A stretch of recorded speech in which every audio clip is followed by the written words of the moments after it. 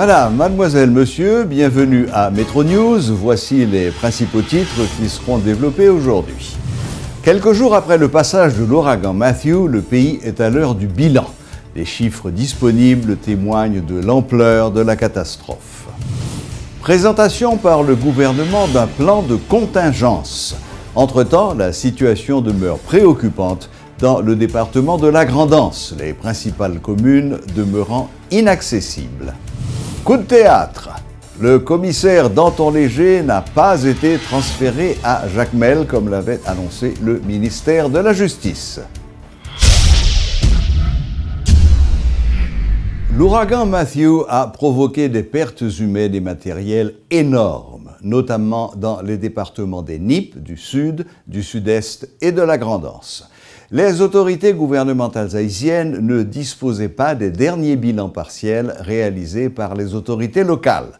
Des médias ont rapporté que 283 personnes ont été tuées dans le seul département du Sud.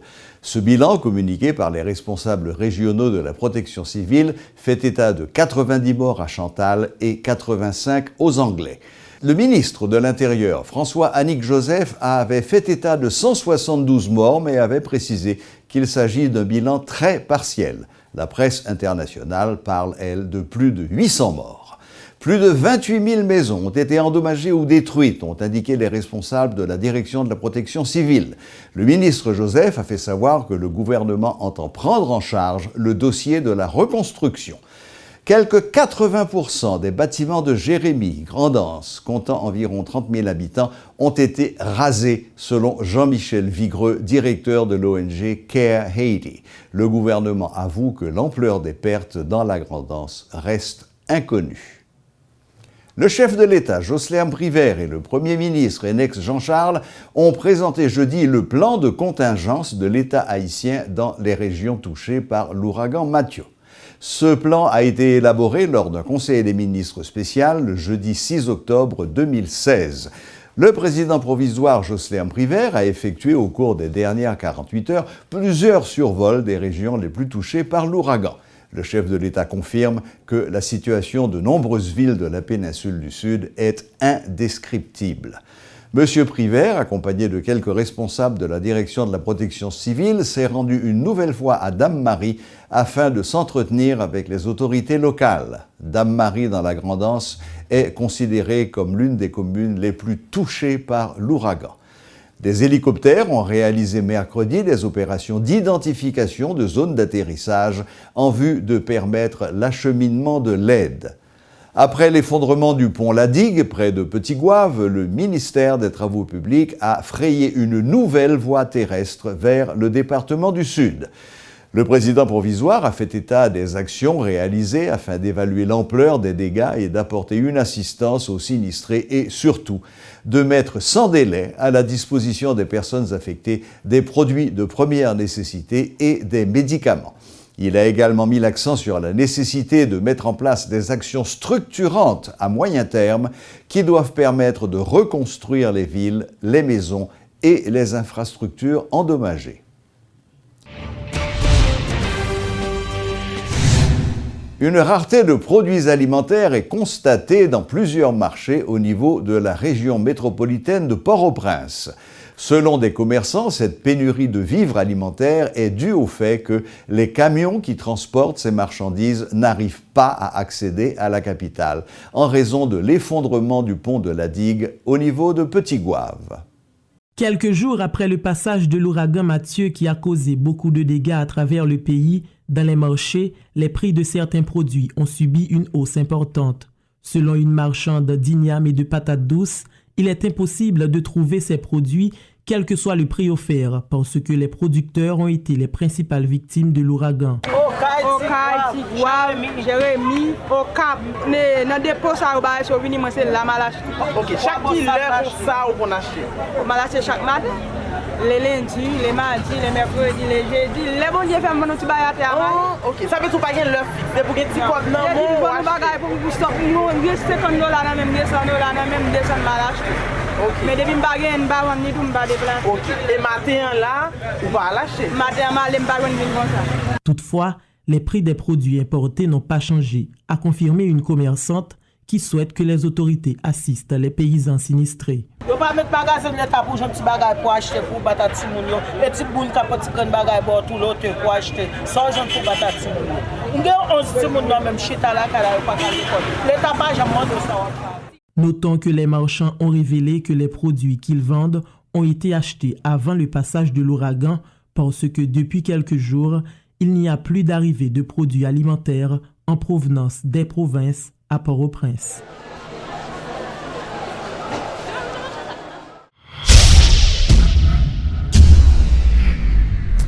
Des fonctionnaires du ministère de la Justice, en collaboration avec la police, vont se rendre dans les départements affectés afin de venir en aide aux victimes.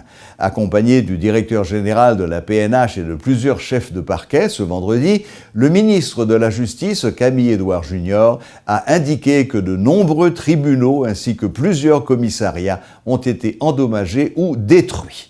N'a demandé à la fois compréhension, n'a demandé patience, mais nous-mêmes au niveau de l'État, nous entendons assurer nous que très rapidement, pourquoi pas dès semaine prochaine, nous sommes capables d'assurer que le service public minimum est capable d'assurer, est capable de permettre que la population joigne satisfaction pour besoin.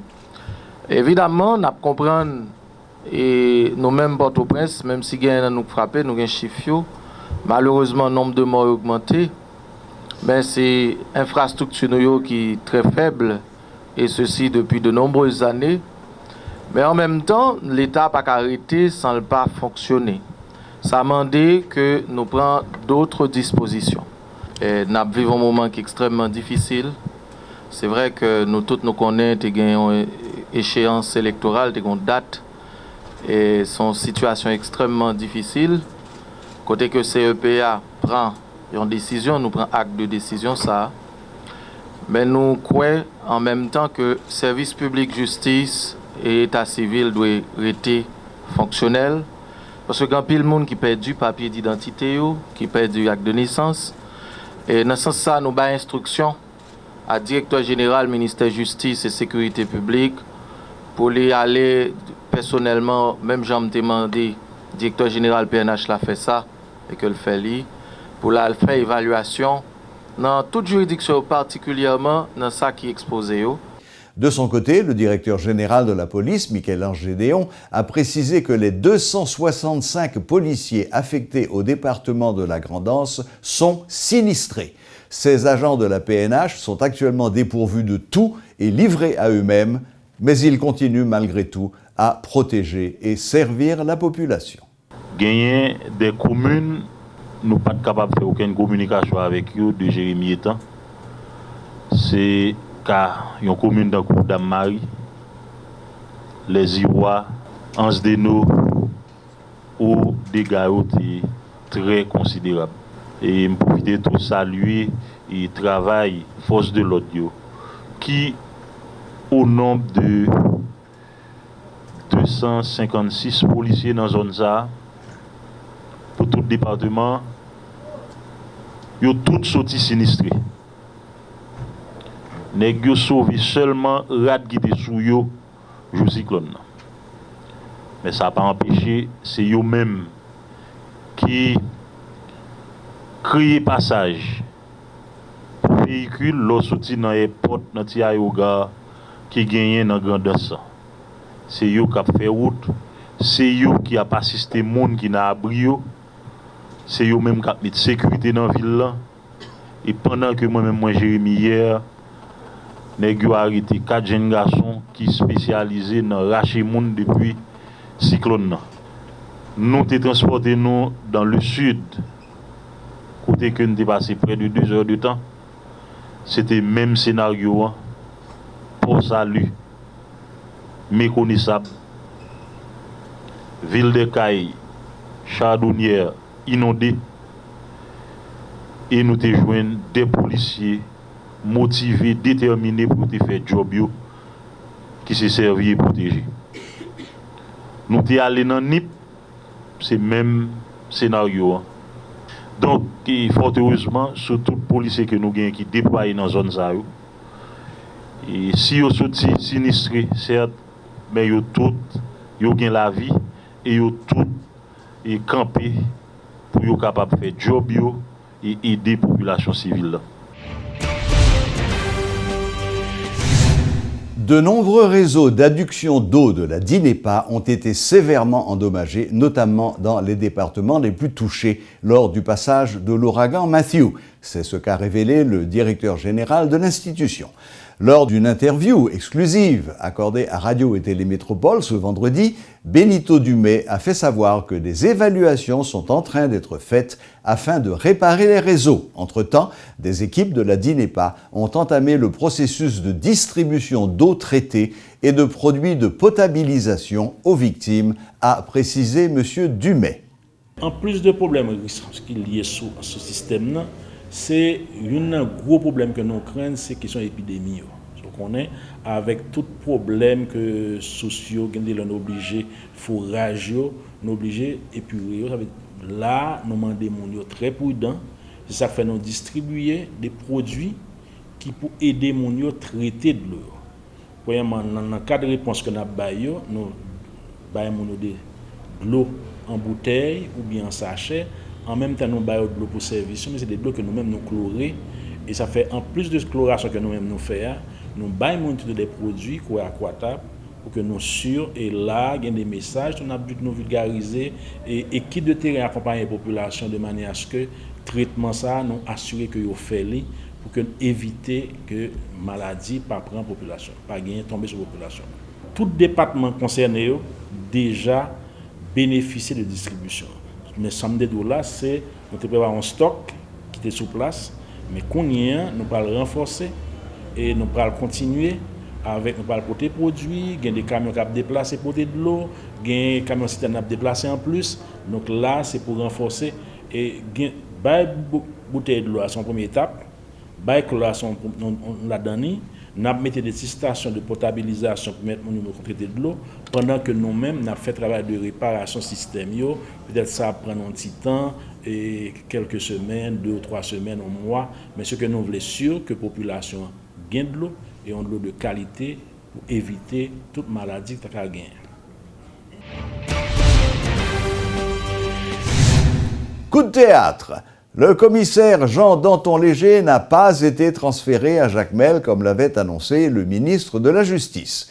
Lors d'une conférence de presse au ministère de la Justice, le directeur des affaires juridiques du ministère, Joseph Jonas Fleury, a précisé que cette mesure est suspendue à cause du passage du cyclone Mathieu. De son côté, le ministre Camille Junior-Édouard déplore la manipulation qui a entouré les transferts opérés sur 7 des 18 commissaires du pays. Présent à cette conférence, le chef du parquet de Port-au-Prince, maître Danton-Léger, a indiqué qu'il n'avait aucun problème avec son transfert, mais a fait remarquer que la dite lettre de transfert n'avait pas été signée par son ministre de tutelle. Mais étant donné que ça a circulé, son l'autre monde nous qui était signé, nous disons ça son trac lié, nous pas obéir et n'était la consultation de certains amis, nous avons arrêté monde qui était signé un trac ça. Oui, nous avons arrêté.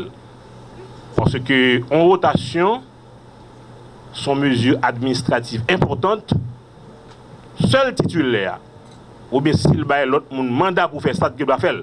C'est une façon de dire que bagaille ça que assimilé à transfert, si c'est le ministre Camille Junior-Édouard qui était signé, on n'a pas Jacmel. Mais on a retourné, venir faire débat à ministre pour me dire est-ce que le quoi bataille m'a mené contre détention préventive prolongée dans Port-au-Prince, est-ce qu'elle finit? Est-ce que enterrer prisonniers, chercher manger pour eux, faire froid médical pour eux? By diaspora tel Kaili combat gauche à droite te volé, est-ce que travail ça me fini? Mais m't'a obéi, m't'a râlé Jacmel, mais m't'a tourné vinn faire débat. L'ambassade de la République de Chine, Taïwan, a célébré ce jeudi le 105e anniversaire de son indépendance. À cette occasion, l'ambassadeur de Chine, M. Huang Cai-Xiu, a promis une enveloppe de $200 000 américains après le passage de l'ouragan Matthew. D'un autre côté, le diplomate a renouvelé son engagement de continuer à travailler pour le renforcement des relations entre les deux pays. Taïwan a bénéficié du soutien du gouvernement d'Haïti sur la scène internationale et en ce qui concerne sa participation significative aux activités des organismes internationaux tels l'OMS, tels l'OACI et le CCUNCC, etc. Au nom de mon gouvernement, je tiens à remercier aujourd'hui mes sincères remerciements et ma profonde gratitude au gouvernement haïtien pour sa solidarité et son soutien ferme.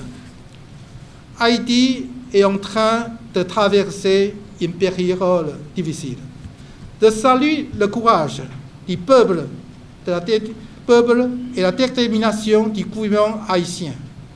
Je souhaite une élection réussie à tous les Haïtiens pour que nous puissions récolter ensemble les fruits de concorde et de la paix et de la prospérité.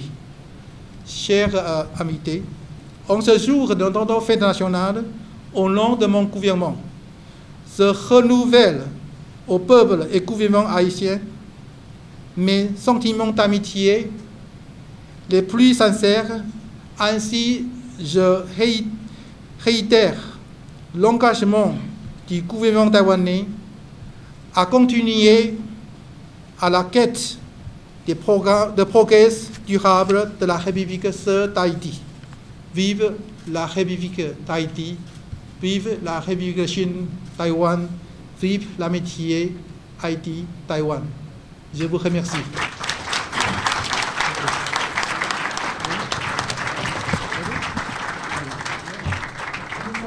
Voilà, c'est tout pour aujourd'hui. Merci de votre fidélité et à la prochaine, même heure, même chaîne.